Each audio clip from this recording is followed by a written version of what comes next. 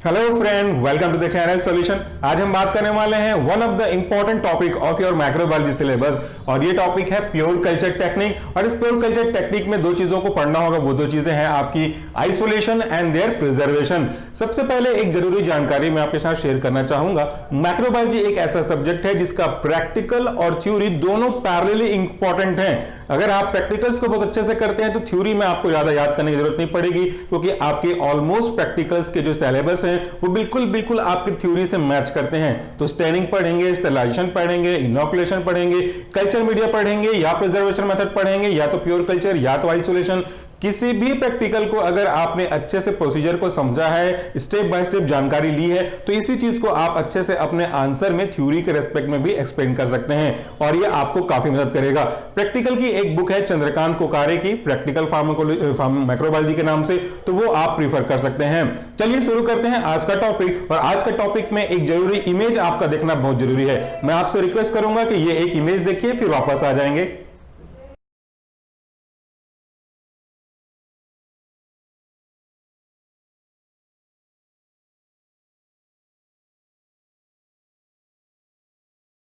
तो देखा आपने ये फोटो किस बात के लिए है? मेरा आपसे सीधा सा सवाल है, अगर आप ऐसे जगह से बिलोंग करते हैं जहां पे खेती किसानी आपने देखी है, तो इस प्रोसीजर को आप क्या कहेंगे? ये मैंने खुद क्लिक की हुई थी काफी पहले, क्योंकि मेरी हॉबी में से एक फोटोग्राफी।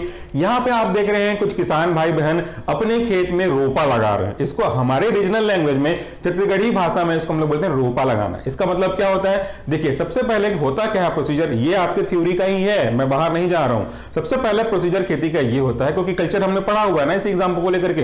तो ये एक खेत होते हैं, इस खेत में कई सारे प्रोसेस होने के बाद, जैसे जुताई होने के बाद, इनके गोबर के खाद या फिर कोई दूसरी खाद को स्प्रेड करने के बाद, इसमें किसान धान को इस तरीके से स्प्रेड करता है, स्प्रिंकल करते हैं अपने हाथों से, सब तरफ फैला देते हैं। फिर बारिश होती है, पानी जलता है, तो धीरे से वो जो धान जगह है वो धीरे से उगने लगते हैं। अब ये धान उग गई तो उसको ऐसे के ऐसे कुछ जगह रखते हैं, और कुछ जगह ऐसे भी होते हैं जहां से उसको पूरी तरह से उखाड़ लेते हैं और उनका एक बंच बना करके दूसरे खेत पे या फिर उसे दूसरे के अगल बगल खेत में उनको अच्छे से जुताई करने के बाद, मथने के बाद, उसको एक एक सिंगल एक इंडिविजुअल व्यक्ति उसको वापस से लगाता है।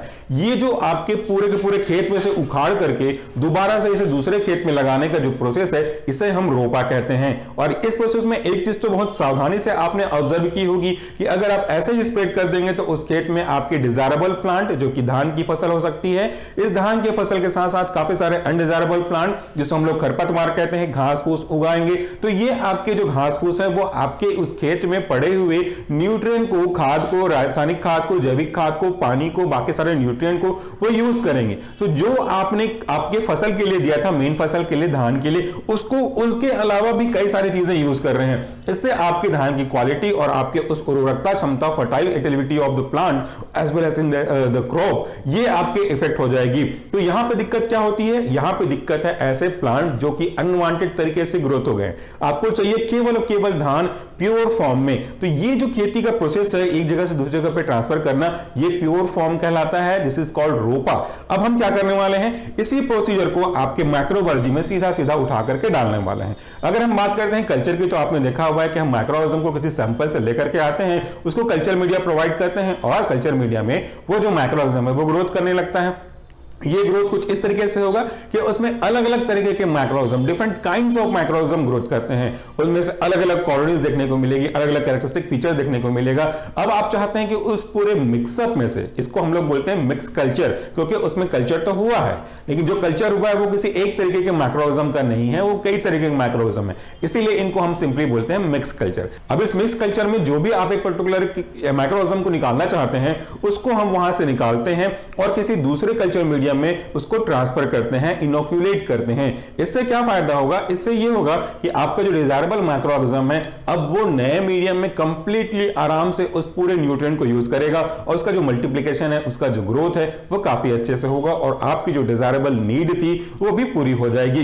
लेकिन ये जो प्रोसेस है कि यहां से निकाल करके वहां ट्रांसफर कर देना, वो इतना ईजी नहीं है जैसे कि पौधों के साथ खेती किसानी में होता है, क्योंकि दीज आर द माइक्रोऑर्गेनिज्म। इसलिए हमको पूरे के पूरे टाइम में, starting toward the finishing finishing the process हमको कई चीजों का ध्यान रखना पड़ता है। एसेप्टिक चैम्बर से लेकर के डिफरेंट छोटे छोटे जो टूल्स एंड टेक्निक्स हैं इनको फॉलो करने पड़ते हैं, स्पेसिफिक मेथड्स को फॉलो करने पड़ते हैं। और वंस आपने उसको ट्रांसफर कर दिया तो ट्रांसफर करने के बाद आपकी जिम्मेदारी वहीं पे पूरी नहीं होती है, उसको प्रिजर्व करके रखना पड़ेगा। ये लंबी बात बहुत जरूरी थी, इसलिए आज के टॉपिक के कंसेप्ट में वो जरूर समझिएगा जो मैंने आपको समझाने की कोशिश की है। आइसोलेशन का मतलब होता है कि आपके पूरे मिक्स कल्चर में से किसी एक पर्टिकुलर कल्चर को या एक पर्टिकुलर स्ट्रेन ऑफ माइक्रोऑर्गेनिज्म को आपको बाहर निकालना है। That is called isolation.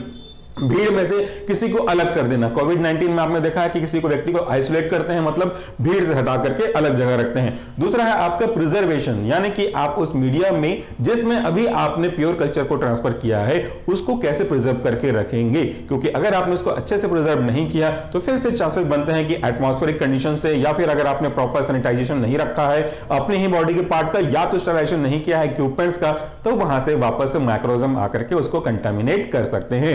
तो इस तरीके से हमको पढ़ना है कि प्योर कल्चर टेक्निक होता क्या है, आइसोलेशन क्या है और प्रिजर्वेशन क्या है। अब प्योर कल्चर का मतलब बच गया तो सीधा समझ में आ गया होगा कि जो प्योर कल्चर है ये बना हुआ है दो वर्ड से। फर्स्ट वर्ड है आपका प्योर और दूसरा वर्ड है कल्चर। कल्चर का मतलब समझ चुके हैं। प्योर का मतलब होता है जिसमें कोई भी एक डिजायरेबल चीज हो, अलग अलग मिक्सअप ना हो। अगर आप एग्जांपल ले ले, बहुत सारे एग्जांपल हैं। अगर आप मार्केट में एक्सपेक्ट करते हैं कि मुझे प्योर शुद्ध घी चाहिए तो आप उससे उम्मीद क्या करते हैं कि केवल घी होना चाहिए, लेकिन मिलता क्या आपको बदले में? घी मिलते हैं, डालडा मिलते हैं, आलू मिलते हैं, फैट्स मिलते हैं, ऐसे कई सारे मिलावट मिलते हैं। इसका चेक करना चाहते हैं प्रोसीजर आपके स्टार्च का, तो वो भी हमारे प्रैक्टिकल वीडियो के रूप में इसी चैनल पे अवेलेबल है, वो चेक कर सकते हैं अडल्ट्रेशन ऑफ घी के नाम से।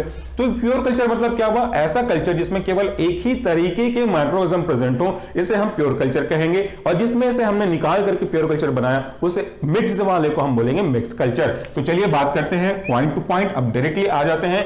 Micro organism are isolated from soil, air, water of different types, food, body surface. ये क्या है?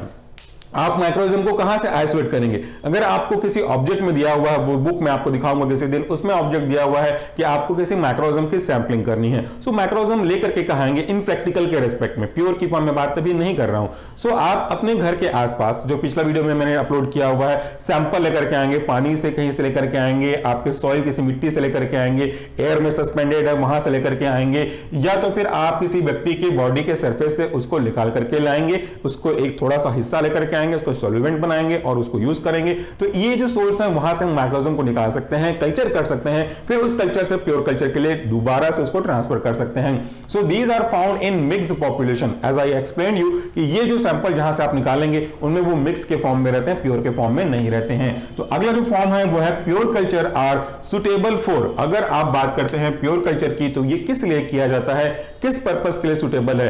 अगर आप बात करते हो मिक्स कल्चर की तो वहां पे अलग अलग तरह की मॉर्फोलॉजी होगी, अलग अलग तरह की कॉलोनीज होगी, उनका स्पेसिफिक फीचर होगा, तो हम इसको इजीली अंडरस्टैंड नहीं कर पाएंगे। हमको सिर्फ एक पर्टिकुलर टाइप्स ऑफ माइक्रोऑर्गेनिज्म की स्टडी करनी है तो वहां पे हमको वो दिक्कत होगी। इसलिए जो आपका प्योर कल्चर है it is suitable for morphological studies. Morphology हमने बैक्टीरिया की देखी हुई है कि कैसे उसका मॉर्फोलॉजी है, क्या वो शेप का है, किस तरीके के शेप को रिप्रेजेंट करता है, क्या वो कोकस है, क्या वो विब्रियो है, क्या वो आपका बैसिलस है, क्या वो ओवल है, ये क्या वो टेट्राहेड्रल शेप है, या तो फिर वो आपके किसी कॉइल शेप में है। ऐसे कई तरीके के शेप जो हमने पढ़ा हुआ है उनमें से कौन से तरीके का है वो उसकी स्टडी मॉर्फोलॉजिकल आती है। बायोकेमिकल कल्चरल बिहेवियर मतलब होता है कि उसको कल्चर करने की क्या क्या बायोकेमिकल पैरामीटर्स की रिक्वायरमेंट हो सकती है, किस तरीके का माइक्रो ऑर्गेनिज्म है, ऑटोट्रॉप्स है, हेटरोट्रॉप्स है, फोटो ऑटोट्रॉप्स है, फोटो हेटरोट्रॉप्स है, कीमो ऑटोट्रॉप्स है कि कीमो हेटरोट्रॉप्स है, किस तरह का है, सैक्रोफिलिक है या फोबिक है, किस तरीके का वो माइक्रोऑर्गेनिज्म है उसकी स्टडी करेंगे। कल्चरल स्टडी मतलब होता है कि उसका कल्चर का नेचर कैसा है, उसको इस मीडियम में ट्रांसफर कर रहे हैं हम तो वो कैसा रिस्पॉन्स शो कर रहा है, उसी को बी टाइप के मीडियम में ट्रांसफर करेंगे तो वो कैसा रिस्पॉन्स शो कर रहा है, सी में कैसा रिस्पॉन्स शो कर रहा है, क्या वो एडॉप्ट कर रहा है, क्या वो एडॉप्ट नहीं कर रहा है, क्या अच्छा इंप्रूवमेंट दिख रहा है या फिर उसकी ग्रोथ बिल्कुल भी सस्टेन हो जा रही है। इन सब चीजों की स्टडी करने के लिए हमको प्योर कल्चर की जरूरत पड़ती है। साथ साथ सीरोलॉजिकल स्टडी करने के लिए, जेनेटिक प्रॉपर्टी स्टडी करने के लिए हमको जरूरत पड़ती है। जेनेटिक स्टडी हमारी नहीं, जेनेटिक स्टडी उस माइक्रो ऑर्गेनिज्म की जिसके बारे में आप अधिक से अधिक जानकारी लेना चाहते हैं ताकि उस जानकारी को यूज करके उनके अगेंस्ट में वैक्सीन या तो फिर एंटीबायोटिक्स आसानी से बनाया जा सके, उसके ग्रोथ पैटर्न को समझा जा सके, उसकी प्रॉब्लमेटिक कंडीशंस को समझा जा सके, किसकी वजह से वो स्टेबल है उसको समझा जा सके। ऐसे कई चीजों के ऊपर हम उसकी स्टडी कर सकते हैं और इन सब प्रॉपर्टी को स्टडी करने के लिए हमको इस तरह के प्योर कल्चर की आवश्यकता होगी, क्योंकि स्टडी करनी है अगर आपको डिटेल में तो इनको प्योर फॉर्म में आइसोलेट करना बहुत जरूरी है। आगे बात करते हैं स्पेसिफिकेशन की। ये क्या स्पेसिफिकेशन शो करते हैं, प्योर कल्चर में क्या खास बात होती है जो इसको आपके मिक्स कल्चर से अलग करते हैं। देखिए, these specification are colonies are individual, उनकी जो कॉलोनीज बनेगी वो इंडिविजुअल बनेगी। अब कॉलोनी का मतलब बिल्कुल वही है जो आप समझ रहे हैं। अगर आप किसी पर्टिकुलर कॉलोनी में रहते हैं, मतलब क्या हुआ कि आपके कई सारे मेंबर्स, कई सारे फैमिली मेंबर्स बोल लीजिए, या कई अलग अलग इंडिविजुअल फैमिली एक साथ रहती है, तो इस पर्टिकुलर रेंज को जहां पे आप लोग एक पर्टिकुलर टेरिटरी में रहते हो वो कहलाता है कॉलोनी। तो कॉलोनी के अलग अलग तरीके हो सकते हैं। अगर मैं बात करूं, जैसे सब जगह से इंडिविजुअल पीपल को लेकर के आए और उनको उनके स्टेट के हिसाब से अगर मैं कुछ क्वार्टर्स अलॉट कर दूं तो वे ये क्वार्टर कहलाएगा, इस स्टेट का क्वार्टर कहलाएगा, ये इस स्टेट का क्वार्टर कहलाएगा, ये इसी तरीके से आगे बढ़ते जाएंगे।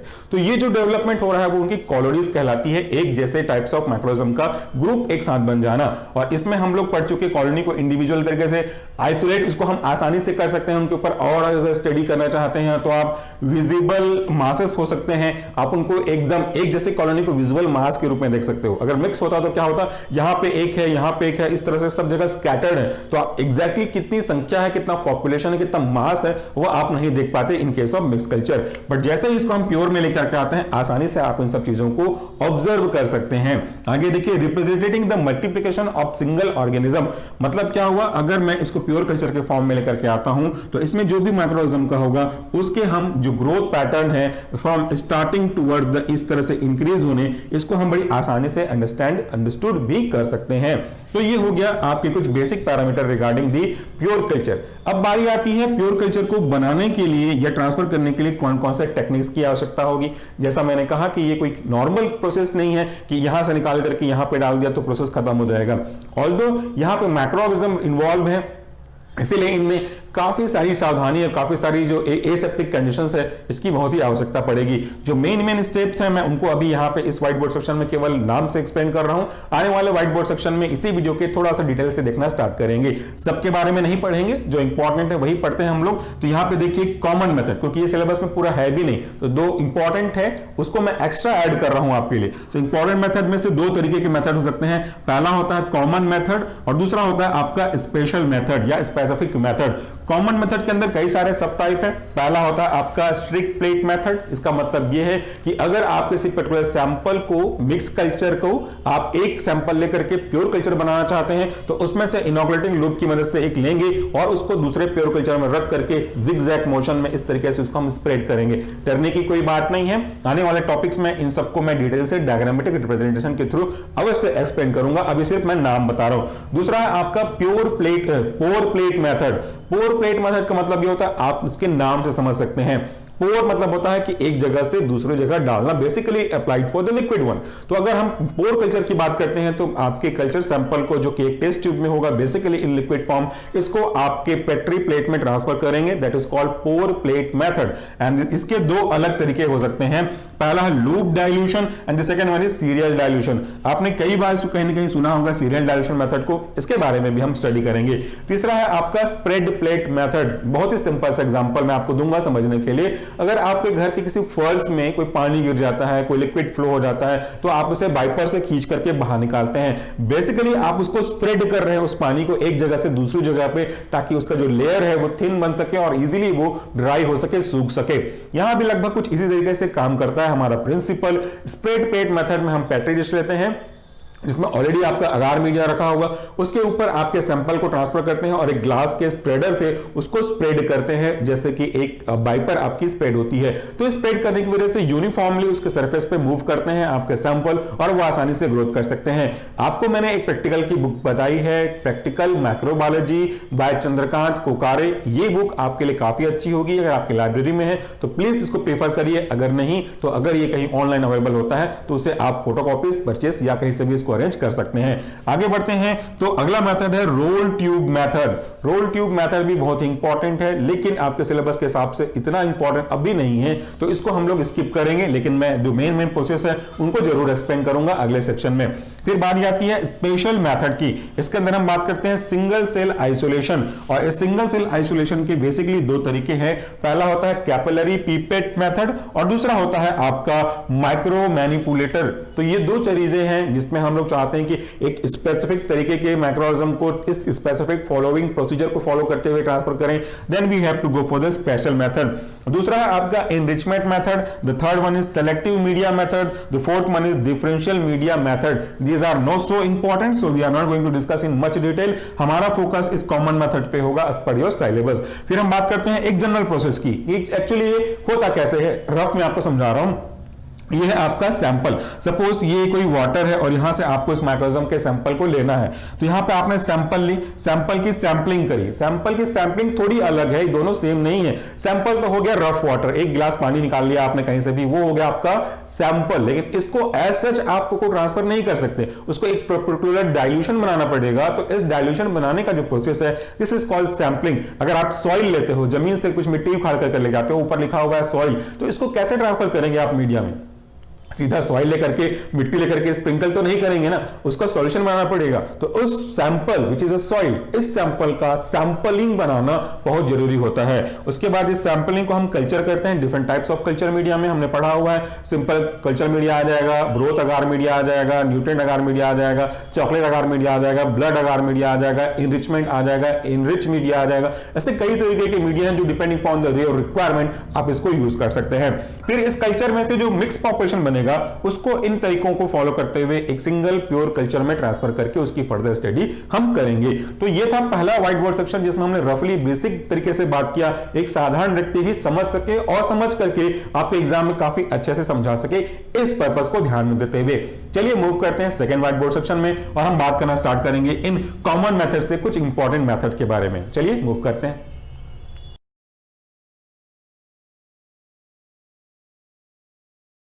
मिक्स कल्चर को ट्रांसफर करके प्योर कल्चर बनाने का जो सबसे पहला और सबसे कॉमन मोस्ट इंपॉर्टेंट मेथड है, उसे हम कहते हैं स्ट्रिक प्लेट मेथड। इस मेथड के तरीके को हम यूज करेंगे अगर, तो मिक्स कल्चर में से जो भी आपके टाइप्स ऑफ इंटरेस्टेड कॉलोनीज होंगी, इनको आप एक नए और फ्रेश अगार मीडिया में ट्रांसफर करके प्योर कल्चर बना सकते हैं। तो इसका जो स्टेप है, इसे मैंने थ्योरी से हटा करके बिल्कुल डायग्रामेटिक रिप्रेजेंटेशन करने की कोशिश की है। उम्मीद करता हूं कि ये चीजें आपके कॉन्सेप्ट में उतर सकें। हालांकि ये बहुत ही प्रैक्टिकल वीडियोस है, इसमें प्रैक्टिकल को पार्टिसिपेट करने की आवश्यकता है, जिसके कारण से हम इसको और अच्छे समझ सकते हैं। बट अनफॉर्चुनेटली मैं इसको आपको प्रैक्टिकल के रूप में नहीं करा सकता, सो हम यहां पे डायग्राम की मदद लेते हैं। इस प्योर कल्चर को बनाने के स्ट्रिक प्लेट मेथड का जो सबसे पहला तरीका होता है, वो होता है सैंपलिंग। यहां पे मैंने उसको जगह नहीं दी है। सैंपलिंग करने का मतलब होता है कि अगर आप किसी पर्टिकुलर सोर्स से वाटर को, या किसी सॉइल से, या किसी एयर से, या किसी भी जगह से माइक्रोऑर्गेनिज्म के प्रेजेंस को देखना चाहते हैं, तो सबसे पहले उस सैंपल को निकाल करके उसको उसकी सैंपलिंग के लिए प्रिपेयर करना पड़ेगा। अगर वो सॉइल है, अगर वो मिट्टी है, तो उसको सफिशिएंट मात्रा ऑफ वाटर में डिसॉल्व करके उसका सॉल्यूशन बनाना है, फिर उसको आपको यूज करना है। अगर वो कहीं का वाटर रखा हुआ है, चाहे वो नाली का हो, चाहे वो फ्रेश वाटर हो, तो उसको उसके डाइल्यूशन फैक्टर के अकॉर्डिंगली जो भी आपके ऑब्जेक्ट के रिस्पॉन्स में होगा, उससे डिसॉल्व करके सैंपल बनानी है। इस बने हुए सैंपल को फिर आपको एक फ्रेश कल्चर मीडिया में ट्रांसफर करना है डिपेंडिंग अपॉन योर नीड। लेकिन जब हम बात करते हैं स्ट्रिक प्लेट मेथड की, तो हमको यहां पे लिक्विड मीडिया की आवश्यकता नहीं होगी, हमको जरूरत पड़ेगी सॉलिड मीडिया की। और सॉलिड मीडिया का जो एक इंपॉर्टेंट कॉन्स्टिट्यूएंट है, वह है आपका अगार, जो कि एज ए सॉलिडिफाइंग एजेंट काम करता है। सो हमने क्या किया है, हमने इस सैंपल को आपके इस प्योर कल्चर को बनाने से पहले एक सिंपल से अगार मीडिया में ट्रांसफर किया है। रफ कल्चर है, ध्यान दीजिएगा, पहला स्टेप है। तो यहां पे जो आपका सैंपल है, उसमें कई तरह के माइक्रोऑर्गेनिज्म होंगे, मिक्स्ड पॉपुलेशन में माइक्रोऑर्गेनिज्म होगा। सो इस कल्चर मीडिया में क्या होगा, देखिए, इस मिक्स कल्चर मीडिया में आपके न्यूट्रिएंट होंगे। न्यूट्रिएंट कहने का मतलब होता है हर वो एक चीज जो कि बैक्टीरिया की ग्रोथ के लिए आवश्यक हो। एग्जांपल की अगर आप बात करते हैं तो इसमें पेप्टोन होगा जो कि प्रोटीन के लिए बहुत ही अच्छा है, पार्शली डाइजेस्टेड प्रोटीन है। बीफ एक्सट्रैक्ट हो सकते हैं, इसमें NaCl होगा, इसमें वाटर होंगे और इसमें सॉलिडिफाइंग एजेंट के रूप में अगार अगार होगा। तो इनके न्यूट्रिएंट को यूज करते हुए डिफरेंट टाइप्स ऑफ मैक्रोऑर्गेनिज्म जो भी उस सैंपल में प्रेजेंट होंगे वो यहाँ पे ग्रोथ करने लगेंगे। आप इस छोटे से सर्कल में देख रहे हैं डिफरेंट टाइप्स ऑफ कलर के डॉट्स नजर आ रहे हैं आपको, जो कि यहाँ पे रिप्रेजेंट कर रहे हैं different types of microorganism which are present in this sample. यहाँ पे कलर का मतलब सिर्फ रिप्रेजेंटेशन के पॉइंट ऑफ व्यू से है। माइक्रोऑर्गेनिज्म का कुछ कलर हो भी सकता है और नहीं भी हो सकता, तो इट इज नॉट कंपलसरी। तो यहाँ पे आप देखिए मिक्स्ड है, इसीलिए इसको मैंने नाम दिया हुआ है मिक्स कल्चर। अब मिक्स कल्चर में एग्जैक्टली आप मॉर्फोलॉजी किसकी और कैसे स्टडी करेंगे, एक पर्टिकुलर टाइप ऑफ माइक्रोऑर्गेनिज्म की ग्रोथ के पैटर्न को कैसे स्टडी करेंगे, क्योंकि यहाँ पे सब कुछ मिक्सअप है और आपको चाहिए कि एक पर्टिकुलर माइक्रोऑर्गेनिज्म के रिस्पेक्ट में आप अच्छे से स्टडी कर सके, डीप इन्वॉल्वमेंट उसमें जा सके, ताकि एक अच्छा और बहुत ही इंपॉर्टेंट यूजफुल डाटा आपके पास आ सके। सो दिस पर्पस के लिए, इसको पूरा करने के लिए हमने से किसी भी एक माइक्रोऑर्गेनिज्म को जो कि आपके इंटरेस्ट का है, जिसकी कॉलोनी का कैरेक्टरिस्टिक फीचर, जिसके विजुअलाइजेशन आपको मालूम है, उनको आपको ट्रांसफर करने का एक फ्रेश मीडिया में। और उस फ्रेश मीडिया में ट्रांसफर करने के लिए कुछ बेसिक इंटरमीडिएट स्टेप होते हैं। इन पहले स्टेप में हमको जरूरत पड़ेगी एक छोटे से टूल्स की, और इस छोटे से टूल्स को हम लोग बोलते हैं इनोकुलेटिंग लूप। इनोकुलेटिंग लूप कहने का मतलब क्या हुआ, एक ऐसा लूप जिसका स्ट्रक्चर ऑब्वियसली इस लूप के जैसा दिखाई देगा, लूप का आकार होगा, लेकिन इसका जो यूज है वो बैक्टीरिया को ट्रांसफर करने में कहते हैं। तो इनोकुलेशन का मतलब होता है ट्रांसफर करना। यहां से ट्रांसफर करके आपको नए पेट्री प्लेट जिसमें मीडिया रखा हुआ है अगार के फॉर्म में, उसमें आपको ट्रांसफर करनी है। लेकिन ये जो प्रोसेस है वो बहुत ही सोफिस्टिकेटेड है, बहुत केयरफुल इसको करने की आवश्यकता है। क्यों? क्योंकि अगर आपका इनोकुलेटिंग लूप में ऑलरेडी कोई कंटामिनेटेड है, उसको प्रॉपर तरीके से सैनिटाइज या फिर स्टरलाइज नहीं किया गया है, तो उस लूप में प्रेजेंट बैक्टीरिया प्लस यहां से जो आप बैक्टीरिया लोगे, दोनों का मिक्स हो जाएगा। फिर से नई कॉलोनी जो बनेगी आपकी नए फ्रेश मीडिया में, उसमें आप एग्जैक्टली नहीं बोल पाएंगे कि वो जो माइक्रोऑर्गेनिज्म है वो इसी मिक्स कल्चर से लिया गया है। हो सकता है कि उस लूप में पहले से माइक्रोऑर्गेनिज्म प्रेजेंट हो, जिसकी वजह से वो कंटामिनेशन वहां पे डेवलप होने लग गया। तो पहला और मोस्ट इंपॉर्टेंट स्टेप होता है वो होता है आपके इस कोई भी टूल्स को, वैसे तो सबके लिए एप्लीकेबल है, चाहे आप मीडिया बना रहे हो तो भी वो स्टरलाइज होना चाहिए, चाहे वो आप पेट्री प्लेट को यूज कर रहे हैं वो भी स्टरलाइज होना चाहिए, लेकिन वो तो बहुत बेसिक है। मैं यहाँ पे स्टेप की बात कर रहा हूं, इसलिए इसको जानना जरूरी हो जाता है। तो इस लूप को आपको स्टरलाइज करना है, और स्टरलाइज करने का जो मेथड है सबसे ज्यादा वेल एक्सेप्टेड वो है आपका ये, इसे हम लोग बोलते हैं रेड हॉट स्टरलाइजेशन मेथड। यहां पे हम एक स्प्रिट लैंप लेंगे। स्प्रिट लैंप की खास बात आपको पता है कि इसमें कोई भी फ्यूम नहीं होता, इसमें कोई भी धुआं नहीं निकलता, काला धुआं नहीं निकलेगा, इसलिए आपके इनोकुलेटिंग लूप में कोई प्रॉब्लम नहीं हुई। तो ये जो इनोकुलेटिंग लूप है वो बना हुआ होता है नाइक्रोम वायर का। मे बी इट में ask in your different types of competition exam. तो इनोकुलेटिंग लूप बेसिकली यूज होता है आपके ट्रांसफर के लिए, इनोकुलेशन के लिए, बना हुआ होता है नाइक्रोम वायर के लिए। इसको आप नोट डाउन कर लीजिए। तो इसको जब हम इनोकुलेटिंग लूप को रखते हैं, बहुत ही पतला सा वायर होता है, तो इस स्प्रिट लैंप के ऊपर रखने पे वो बिल्कुल लाल हो जाता है। तो अभी ये थोड़ा सा ब्लैक है, नॉर्मल है, जैसे इसको आप रखेंगे ये पूरा रेड हॉट हो जाएगा और कुछ इस तरीके से दिखाई देने लगेगा। एग्जैक्टली वैसा ही जैसा कि आपने कभी अपने घर में बचपन में या अभी भी किसी रबर के ऑब्जेक्ट को, किसी प्लास्टिक के ऑब्जेक्ट को होल्ड करने के लिए किसी नुकीली सुई या फिर सूजे की मदद लेते हैं, तो उसको आप स्टोव पे, गैस पे काफी गर्म करते हैं जब तक कि वो पूरा लाल नहीं हो जाता। उसके बाद जैसे ही आप प्लास्टिक के ऑब्जेक्ट पे रखते हैं तो वो आसानी से उसको छेद करता हुआ आगे निकल जाता है। तो उसी तरीके से जिस तरीके से वो लाल दिखता है, हमको तब तक उसको गर्म करना है जब तक कि ये पूरा पोर्शन रेड नहीं हो जाता। मेरे ख्याल से आपको एक छोटा सा वीडियो देखना चाहिए जो एग्जैक्टली इनोकुलेटिंग लूप तो नहीं है, लेकिन मैंने उसके प्रोसेस को मिमिक करने के लिए एक छोटे से घर में पाए जाने वाले नॉर्मल से GI वायर को मोड़ करके आपको दिखाने की कोशिश की है। ये वीडियो जरूर देखिएगा, कॉन्सेप्ट को क्लियर करेंगे, फिर हम वापस से इसी बोर्ड पे आ जाएंगे।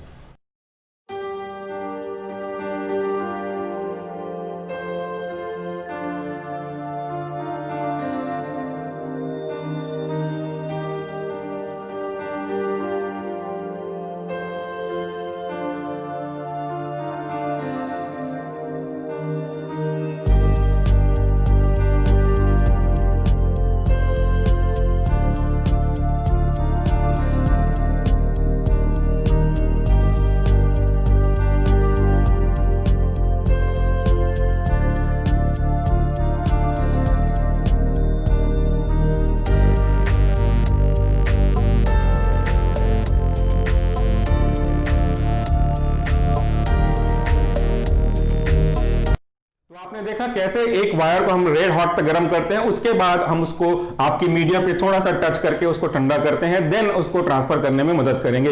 यहां पे एक वर्ड मैंने यूज किया हुआ है स्टरलाइजेशन। शायद आप में से बहुतों को इसका मतलब नहीं मालूम होगा, लेकिन डरिए मत, ये एक लंबा चौड़ा टॉपिक है जिसको आने वाले समय में पढ़ेंगे, लेकिन ब्रीफिंग में यहां पे डिफाइन कर देता हूं। Sterilization is an absolute process, absolute word को स्किप मत करिएगा, absolute process in which there is a complete removal of microorganism in given object. अगर आपका जो गिवन ऑब्जेक्ट है इनोकुलेटिंग लूप है, तो इस इनोकुलेटिंग लूप से माइक्रोऑर्गेनिज्म को पूरी तरह से गायब कर देना, वही कहलाएगा आपका स्टरलाइजेशन। एब्सोल्यूट का मतलब है 100%, तो कहीं भी अगर किसी भी ऑब्जेक्ट में माइक्रोऑर्गेनिज्म नहीं है तो वो केवल 100% नहीं होने चाहिए, 90%, 95%, 98%, इवन 99% भी अगर वो प्योर है बट 1% रह गया इम्प्योर, तो उसको आप स्टरलाइज नहीं कंसीडर कर सकते। हां, भले उसको आप डिसइंफेक्ट जरूर बोल सकते हैं, लेकिन स्टरलाइज नहीं बोल सकते। So once this inoculating loop has been sterilized, हम इस कोई सैंपल को यूज करते हुए आपके नए फ्रेश पेट्री प्लेट पे इसको स्ट्रिक या इसको स्पॉट करेंगे। उसका तरीका क्या होता है, हमने इसमें से एक सैंपल या इनोकुलेटिंग लूप की मदद से अब आपके फ्रेश पेट्री प्लेट पे थोड़ा सा हमने उसको सैंपल को रखा और उसको इस तरीके से जिगजैग मोशन में हमने स्प्रेड किया। मैं आपको वहां भी दिखा सकता हूं, मैं आपको यहां भी दिखा सकता हूं,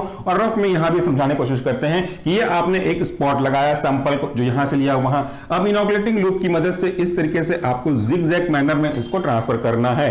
आपके दो तरीके के मेथड हो सकते हैं, जिसको नीचे भी देखोगे, एक होता है कंटिन्यूअस मैनर, दूसरा होता है डिसकंटिन्यूअस मैनर। ये जो डायग्राम आपने मुझे बनाते हुए देखा वो कंटिन्यूअस का है, यानी कि मैंने स्टार्टिंग से लेकर के एंड तक कहीं भी अपने इस पेन को, और वहां पे रेस्पेक्ट में बात करेंगे तो इनोकुलेटिंग लूप को हटाया नहीं है, छोड़ा नहीं है, तो ये कंटिन्यूअस मैनर कहलाता है। जैसे ही मैंने इसको हटा दिया, अब मुझे दोबारा अगर इसमें से करनी होगी तो मुझे अपने इनोकुलेटिंग लूप को वापस से स्टरलाइज करना होगा, सेम प्रिंसिपल को फॉलो करते हुए। सो कंटिन्यूअस में केवल स्टार्टिंग में और रखने के बाद यानी कि सेकंड टाइम में करना पड़ता है आपको, बेसिकली फर्स्ट टाइम ही होगा। और अगर आप बैच की जगह आप एक रुक रुक के करना चाहते हैं तो आपको हर एक जो आपने मूव किया होगा आपके इनोकुलेटिंग लूप को, उस समय इंटरमीडिएट में, इन बिटवीन में स्टरलाइज करना पड़ेगा। सो ये हो गया हमारा फ्रेश पेट्री प्लेट में इनोकुलेशन। अब हम इसको इंक्यूबेशन के लिए छोड़ते हैं। इंक्यूबेशन का मतलब क्या होता है? इंक्यूबेशन एक ऐसा प्रोसेस है, एक ऐसा टर्म्स है जहां पे हमने अपने पूरे सैंपल को अलोंग विद द मीडिया जिसको हमने प्रिपेयर करके रखा हुआ है, इसको थोड़ी देर के लिए रख देते हैं और वो हर एक चीज प्रोवाइड करेंगे,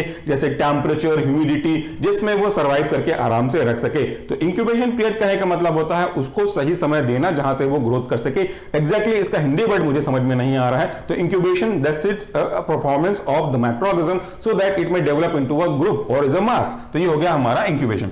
इस प्रोसेस का स्ट्रिक प्लेट मेथड का जो प्रिंसिपल है वो बहुत सिंपल सा है। ये प्रिंसिपल कहता है, देखिए, striking is responsible for the establishment of dilution gradient on a petri plate surface.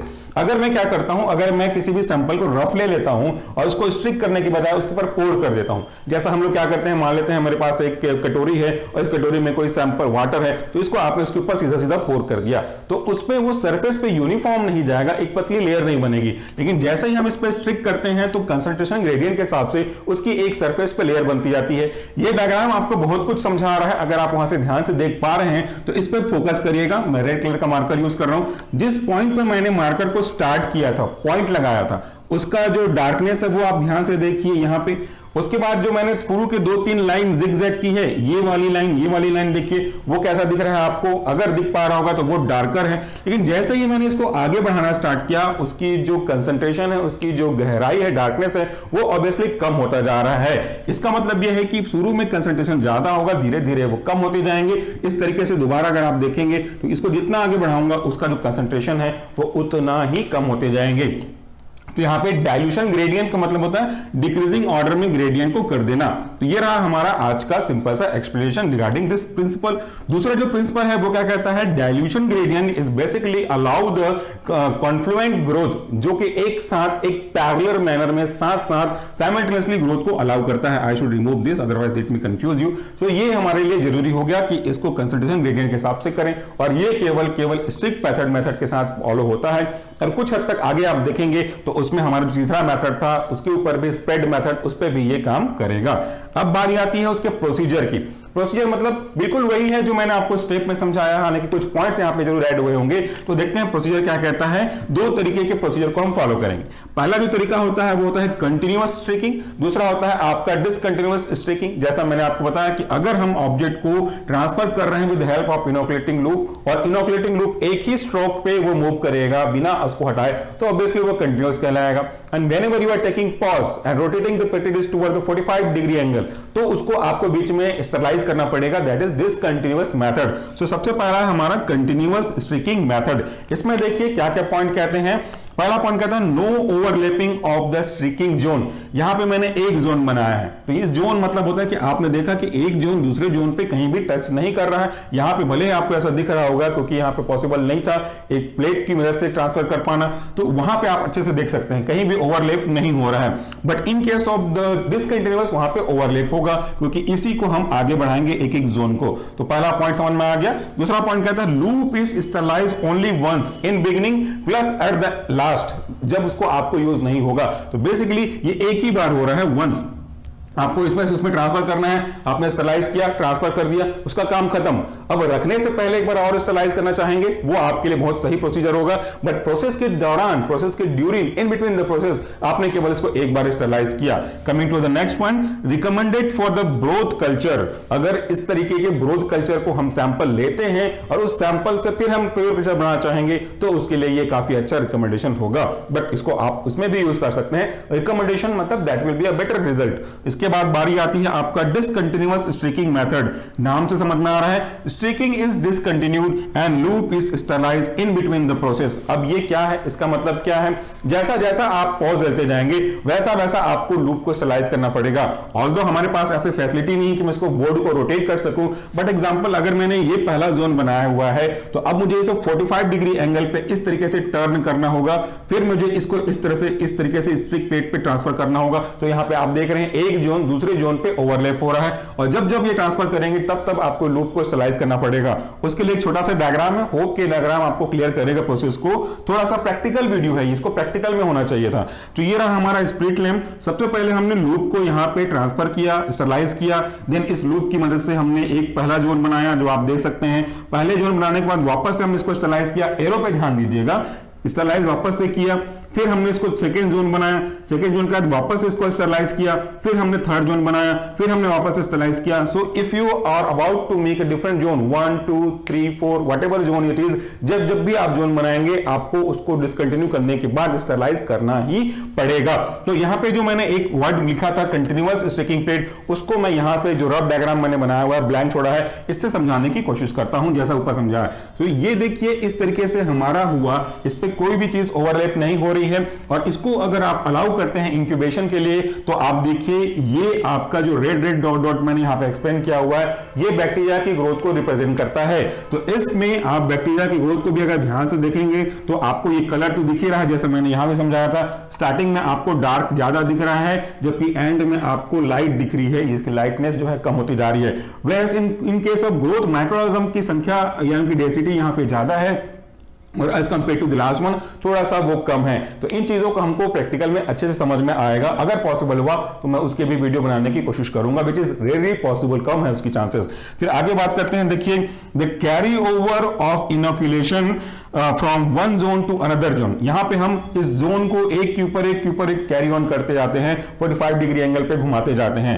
अगला जो पॉइंट कहता है वह है rotate eight 45 degree angle at each striking. जब जब भी आपको स्ट्रिक करना होगा तो आपको इसको मूव करते रहना पड़ेगा, मूव करने के साथ साथ उसको स्ट्रिक करते रहना पड़ेगा। आई थिंक सारे पॉइंट्स यहां पे कवर हो गए हैं। कई बार ऐसा होता है कि एकदम पास होने पर से पॉइंट्स मिस हो जाते हैं। सो ये रहा आज का आपका बहुत ही महत्वपूर्ण वीडियो, जो कि थ्योरी और प्रैक्टिकल दोनों के लिए इंपॉर्टेंट है। अब मैंने आपसे पहले कहा था कि एक बुक के बारे में आपको बता दूं, तो उस बुक के बारे में मैंने एक बुक दिखाने की कोशिश की है छोटा सा, इसी के बाद अब तुरंत उसको देख लीजिएगा। वो बुक ये है और ये आपके लिए काफी इंपॉर्टेंट होगा। प्रैक्टिकल की बुक है बट थ्योरी में भी बहुत इंपॉर्टेंट है। So friend, that's it for the day. Thank you very much for watching this video.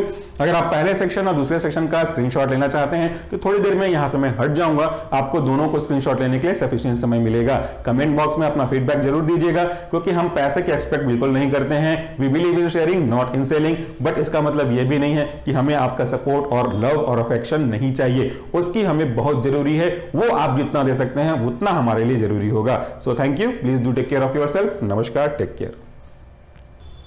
मैं आपको एक ऐसी बुक रिकमेंड कर रहा हूं जो है pharmaceutical microbiology basic experiment and techniques. ये चंद्रकांत कोकारे की बुक है और ये प्रैक्टिकल माइक्रोबायोलॉजी के लिए काफी अच्छी है। इसको अगर आप ओपन करेंगे तो each and every procedure step by step यहाँ पे अच्छे से एक्सप्लेन किया गया है। जितना जरूरी ये प्रैक्टिकल के लिए है उससे ज्यादा जरूरी आपकी थ्योरी के पॉइंट ऑफ व्यू से भी है, क्योंकि अगर आप अपने थ्योरी और प्रैक्टिकल के दोनों के सिलेबस को टैली करेंगे तो लगभग वही थ्योरी है वही प्रैक्टिकल है। सो जब हम प्रैक्टिकल चीजों को करते हैं, जब हम प्रैक्टिकल चीजों को देखते हैं, उनके प्रोसीजर को ग्रास्प करते हैं, तो आपको इसी को थ्योरी में एक्सप्लेन करने में कहीं कोई दिक्कत नहीं आती है।